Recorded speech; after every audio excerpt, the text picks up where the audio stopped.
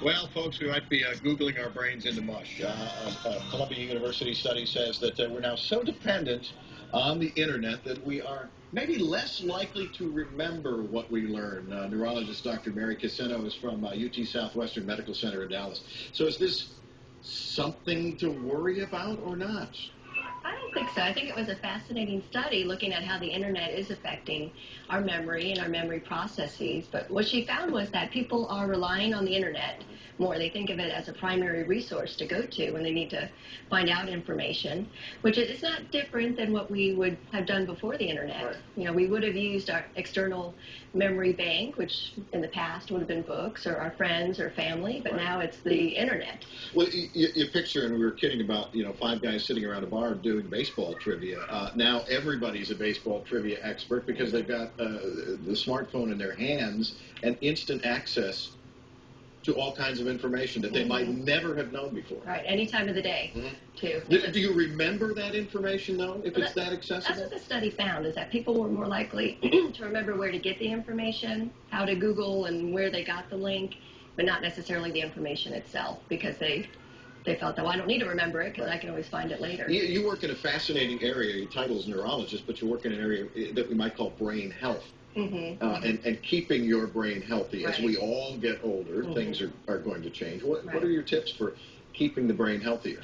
Well, I think what we're finding out now is starting earlier, thinking about it early is better, building up your cognitive reserve through education and activities that are mentally stimulating is going to help you later on. Being physically active as well is going to keep you healthy and keep your brain healthy, and we think that has a direct effect on the brain cells. Right. Too. And social interaction and being socially interactive is also, it can help your cognitive function. And the last one on there talks about your diet, because your physical health can affect your brain. Absolutely. So there's been some studies to support use of a Mediterranean diet in preserving cognition, slowing down cognitive decline in people that are experiencing problems already.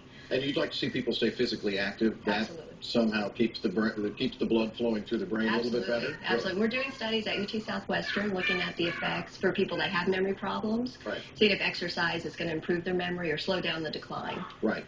And we hear stories about, and I'm sure you're involved with people taking older folks in retirement homes, or even doing it online, taking college courses that are available for free. I was looking at taking a college course on physics. I've forgotten more than I ever knew about it, but that's the kind of thing that could stimulate your brain and really use the internet as a positive force for brain power. Absolutely. And I have a lot of patients using technology to aid their memory.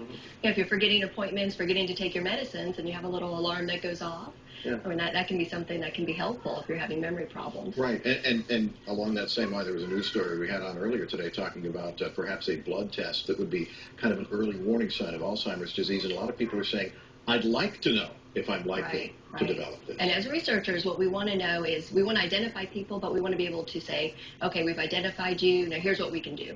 We want to be able to intervene, and we want to prevent earlier the better. Decline. Absolutely. Okay. Thanks very much, Doctor. Great. We've got a link to UT Southwestern Medical Center and the Memory Center on myfoxdfw.com. Click on links on the Good Day tab.